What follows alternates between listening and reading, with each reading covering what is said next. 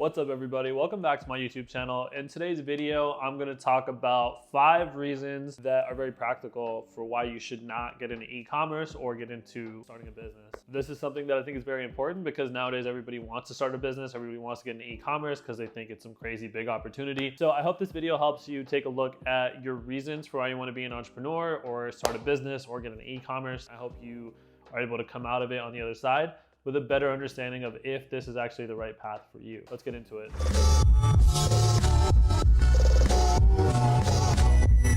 All right, so number 1, you should not get into e-com or starting a business or any of this stuff if you are trying to get out of debt. A lot of people have student loans they're trying to pay off, credit cards, auto loans, stuff like that. And they think that, hey, if I get into starting a business of some kind or getting into e-commerce, they'll see someone else's success and they'll think I could do that too and I could pay off my debt really, really quickly. While that is very hopeful and very idealistic, it's a problem because most of the time, if you don't know what you're doing, if you have no experience in this space, you're gonna find out very, very quickly that this isn't as easy as people make it seem. And a business requires money to start, it requires capital. So unless you have that capital laying around, or you plan on getting a loan or getting an investment, you're gonna find yourself having your expenses go up.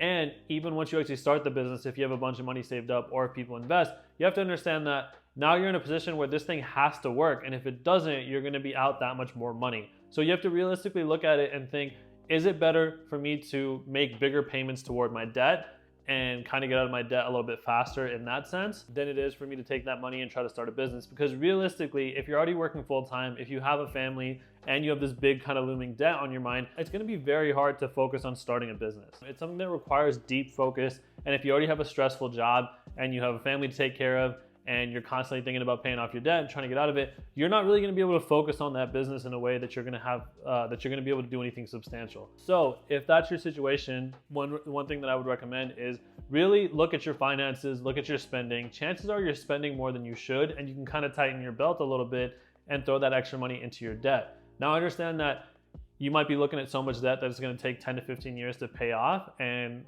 if you do actually want to start a business and you don't want to wait that long, that's fine. What you could do is make an aggressive plan over the next 3 or 4 years to pay off more of your debt, to spend less money going out, less money on anything that isn't essential, and then be in a better position to start a business. Because if you take even 2 to 3 years on a very long or a very high amount of debt and you keep making extra payments, you're actually going to pay off a significant amount. You'll be surprised how much you could pay off and how quickly you could get it paid off. So realistically, you have to look at your situation very honestly and very openly and make a plan according to that.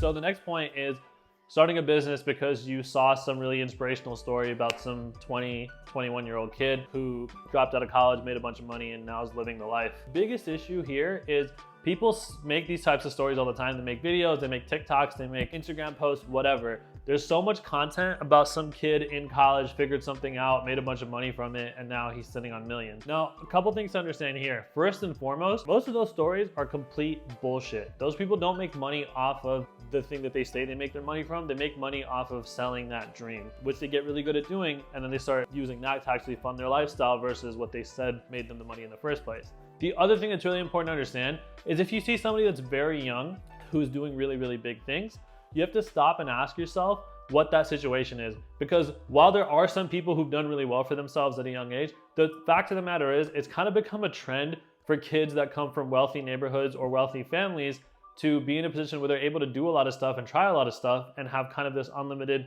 budget from their parents that makes success very, very simple and easy for them. What's really sad is that a lot of people take these stories that go viral and these different kind of posts and whatever else, and they think it's legitimate, and they totally forget the logistics and the reality of the situation and find themselves in a really bad position later on. They don't take into consideration how much support they had from friends and family. They don't take into consideration how much time they had.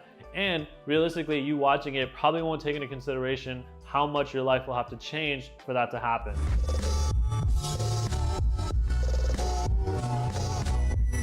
The third reason you shouldn't get into business is if you have this idea that starting a business is going to be some way to make passive income, like you're going to go sit on the beach and smoke weed or just drink or live a vacation style life forever while this business in the background makes money, you are gravely mistaken, and you're going to find out very quickly that that's not the case. The truth is, passive income is a very rare dream, and it's usually not something that comes in until years of hard work. I've mentioned this in one of my other videos when I talked about pre-built stores. Substantial passive income, like a couple $100 a month to a couple $1,000s a month, is something that takes a long time to develop. There's no such thing as 100% passive income. That just doesn't happen, and it's not something that you should strive toward because you're basically chasing something that doesn't exist.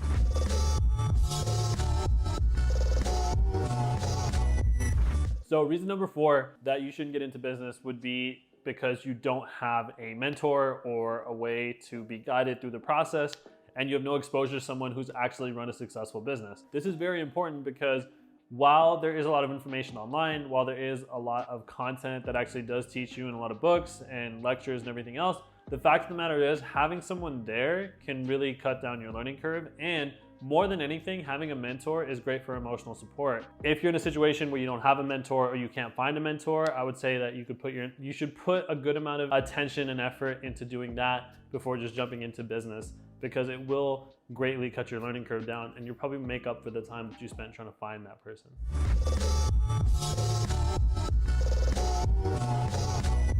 The final reason why you shouldn't start a business is a lot of people tend to do stuff that the crowd is doing or that other people seem to be interested in, and they don't really take into consideration how they naturally feel and what keeps them in alignment. So if that is a situation you're in, you could end up putting yourself in a position where you try to monetize your passion or monetize something you care about, but the business element of it isn't something that you really enjoy or something that you really like. And what that could end up doing is causing you to hate something you really care about. So while it is important to, make a living and live your life doing what you care about, you might be better off finding someone to partner with who knows the business element of things better, because once you kind of mix work into pleasure and passion, and that work isn't something that you're naturally inclined to do, it can kind of have a very negative effect on other aspects of your life. I've personally seen this when I was in school. I was originally supposed to be an architect, and it didn't really work out because over time I was having a lot of issues in terms of how I was getting graded, what my schoolwork looked like, and I knew that if I stayed in that major, while I could have finished, I definitely wouldn't have wanted to be an architect by the end of it. So that's kind of a rough analogy in terms of this, but if you think that you want to start a business and kind of monetize your passion or something like that, like maybe you love to play music and you want to teach music, but you get to a point where you have really frustrating students and you're managing finances on your own and marketing and everything else, that frustration, irritation, and dissatisfaction might flood over in your mind to teaching music, and then you might start to dislike music and not want to do it and not want to touch it. That's something that's very common. I see that happen pretty often. All right, everybody, that's pretty much it for this video. I hope you enjoyed it. I hope it helps you figure out whether or not you should start a business, and I hope it kind of gives you a little bit more guidance in terms of how to start or where to start or what you should be aware of if you do decide to go down this route. Overall, I think it's really important to look inward and be honest with yourself. And I think if you do that, you should be fine with whatever it is that you choose to do. Be sure to like and subscribe to this video. And I would love if you could leave a comment. Let me know what you think. Let me know if you have any questions, any suggestions, anything like that. And I'll be responding to pretty much everybody. Hope you guys enjoyed the video. See you next time. Get struck in your chest, now you fucked. Worship money like a god, how we trust in our funds, leaving all appalled up front. Stunt with your expensive clothes, tell hoes how your shoes with the grin. Hard to understand the synapse that your brain only has, cause of that I don't see you as a man. You're a pawn in the chess game of life, what's the price for acceptance on earth?